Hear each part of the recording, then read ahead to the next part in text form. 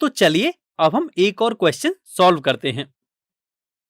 इस क्वेश्चन में हमें एक इलिप्स की इक्वेशन गिवन है which is x square upon 36 plus y square upon 16 is equal to 1 और हमें इस गिवन इलिप्स के focus, vertices, length of major axis, length of minor axis, eccentricity and length of latus rectum find करनी है। तो चलिए अब हम इसे सॉल्व करते हैं। यहां एक्स स्क्वायर का डिनोमिनेटर है 36 और वाई स्क्वायर का डिनोमिनेटर है 16। We can clearly see 36 is greater than 16 and इस केस में इलिप्स कुछ इस टाइप का होगा जहां दोनों फोकस एक्स एक्सिस पर होंगे। यहां 36 को ए स्क्वायर से कंपेयर करने पर ए की वैल्यू हमें 6 के इक्वल मिलती है और 16 को बी स्क्वायर से कंपेयर करने पर बी की वैल्यू हमें 4 के इक्वल मिलती है। यहां ध्यान देने वाली बात यह है कि हमने ए एंड बी दोनों की ही वैल्यू पॉजिटिव कंसीडर की है क्योंकि हम जानते हैं कि ए एंड बी दोनों ही एक लेंथ को डिनोट करते हैं और लेंथ कभी भी नेगेटिव नहीं हो सकती।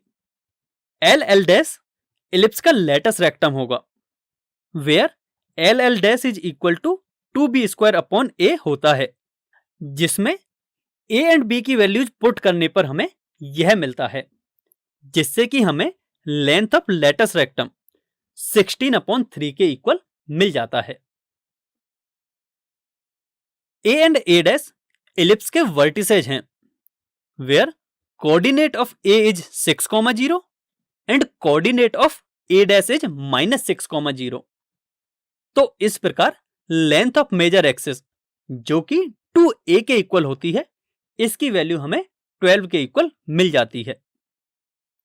इलिप्स y एक्सिस को point b and b dash पर इंटरसेक्ट करता है जहां length of minor axis 2b के इक्वल होता है जिसकी वैल्यू हमें 8 के इक्वल मिल जाती है।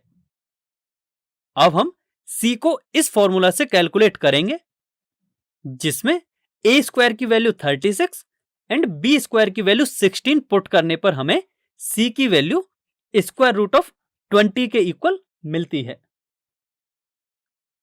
तो इस प्रकार फोकस f का कोऑर्डिनेट होगा square root of 20,0 and f dash के कोऑर्डिनेट होगा माइनस स्क्वायर रूट ऑफ 20,0।